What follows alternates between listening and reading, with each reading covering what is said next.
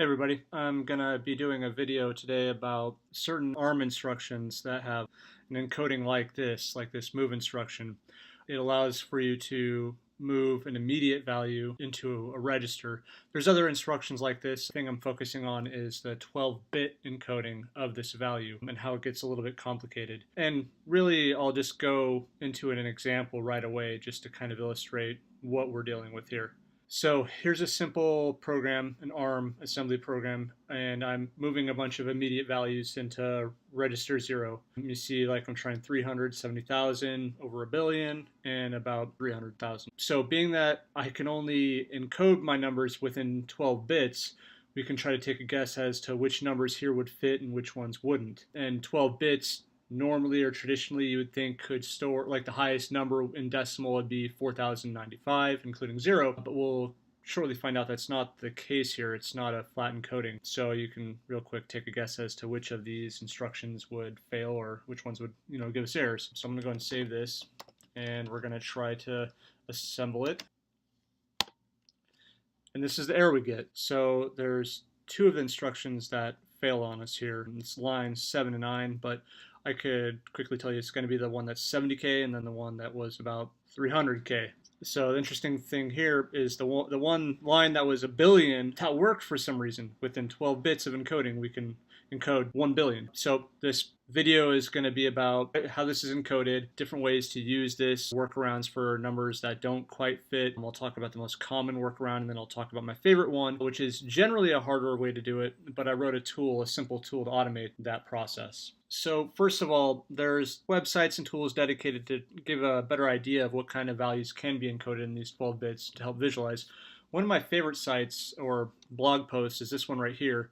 First of all, it does break it down visually really well, the 12-bit field. So you'll have the last 8 bits being an immediate value, a normal value, and then that first 4 bits being a rotate field. And it's not just a rotate right by 1, it's actually multiplied by 2. It's in 2s. So, rotate by 2, rotate by 4, all the way up till 30. It's kind of a cool little visual of all the different rotations here. Some examples of cool things you can do like bit masking and stuff. It actually does make it easy. And then a little cool way to visualize or play around with numbers that you can encode. In this case, it already has like D7 in here, which in decimal that'd be 215, but I can play with these shifting to the right things here and watch the bits go around and look at the actual encoding this should be and look at the value that this could encode to. And that's pretty useful. I can also play with just incrementing the real value and see that none of these numbers are encodable, which is a little confusing now, like to know, just to have a visual idea in my head which numbers are and are not encodable. This doesn't completely satisfy my answer to that. So I'm going to talk about the typical process people go to solve this problem.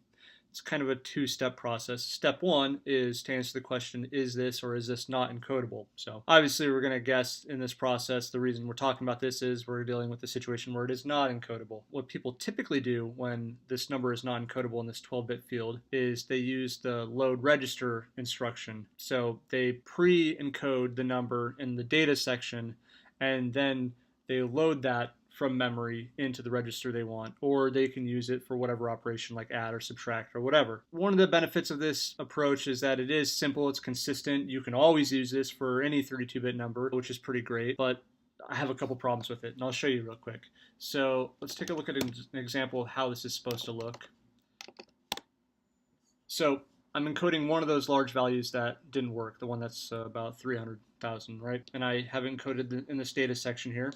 So the first instruction I have here is getting the pointer of the large val, and then the second instruction I'm dereferencing it. Now here's this load register instruction in machine code. For both of those lines of the assembly we saw, this is the same encoding, so it's kind of weird that we saw different syntax for both, when in reality there is no form of this instruction to just get the pointer, as that first instruction seems to imply. What's really going on is some syntactical magic of the assembler, but I'm going to show you that real quick by disassembling this. But before I do that, we'll just take one more quick glance at this and see that there's 4 instructions and one 4-byte data word here. So, 2 load R's, a move, and then a software interrupt. All right, so I'm going to get out of this, and let's go ahead and assemble it and link it, and then I'm just going to do obj dump, and I'll scroll up a little bit. So here's our code here.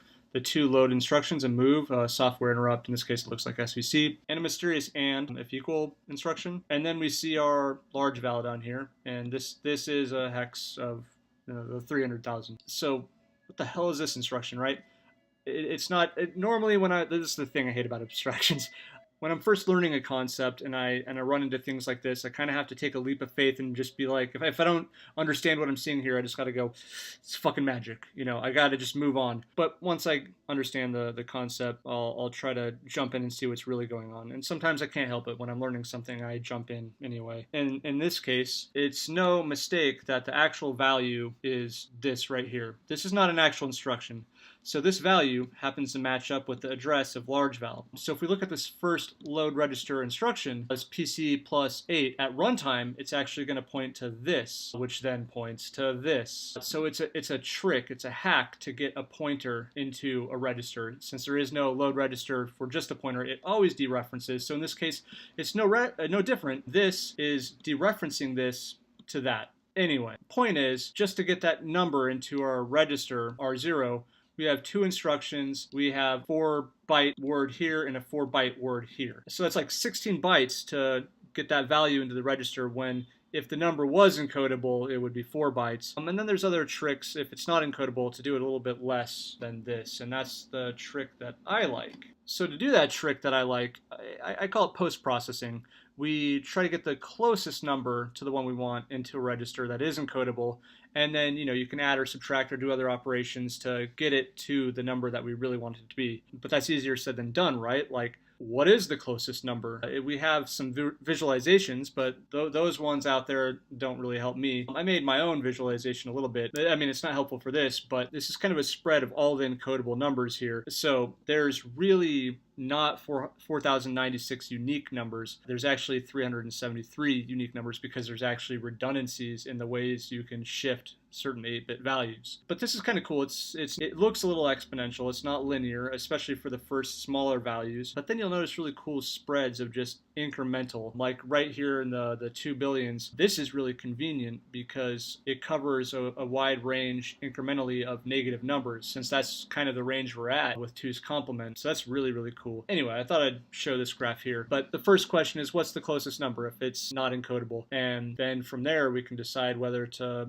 or how much to add to get to the number we want. So in that case, I wrote a simple program to kind of automate that process. So in this case, I'm going to run it and show you what this looks like. So it's called ImmSuggest, or immediate suggest, and I'll give it that number. And this is what we get. This is our output for numbers that aren't encodable. The first thing I find this to be helpful is just what numbers is this closest to. So below this number, this is the closest encodable, and above, this is the closest encodable, which is actually pretty close. They both start with 331. This is about like 300 or 400 more. I chose in the program to take a simple route with this. It's not dynamically adding or subtracting based on which is closest.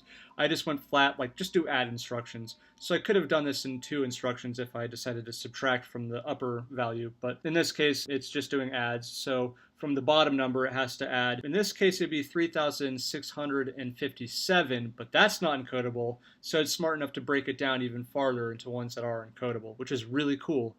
I included this top part here, mostly because there are some situations where one of the values that's close enough is good enough. So I always wanted to give that context, just in case you really only wanted to do one move instruction and that close number is close enough for you. But if not, you can do these 3 instructions here. So this does take up less data in your program than the load register form, but only by a little bit.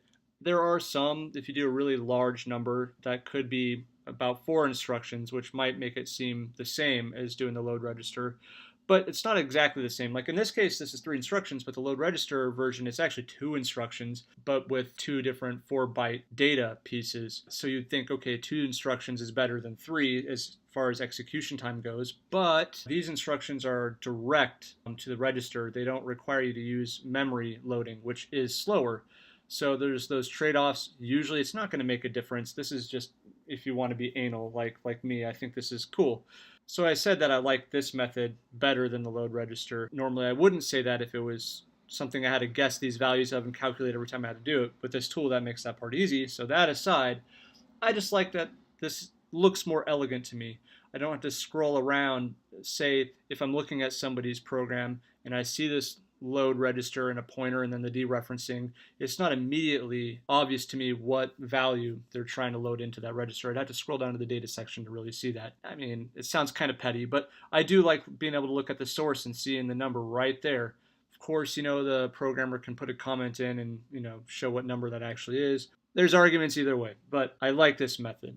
And on a final note about this program itself, I didn't write it in the scripting language. I wrote it in ARM assembly, and I got weirdly purist with it. I restricted myself just to the Linux API. So in other words, I didn't use libc and any of the cool stuff like your printfs or getting the arguments from the command line. I had to do all that stuff manually, because the funny thing is there is overhead with dynamically linking your libraries or dynamically loading them into memory. Turns out, I know this is a simple program, but it does finish executing usually quicker than a GCC linked program would even be done loading the library code into memory, let alone running the library code itself and then your own code logic. I'm saying before it even gets to your code, this program here will already be finished, which I think is kind of cool.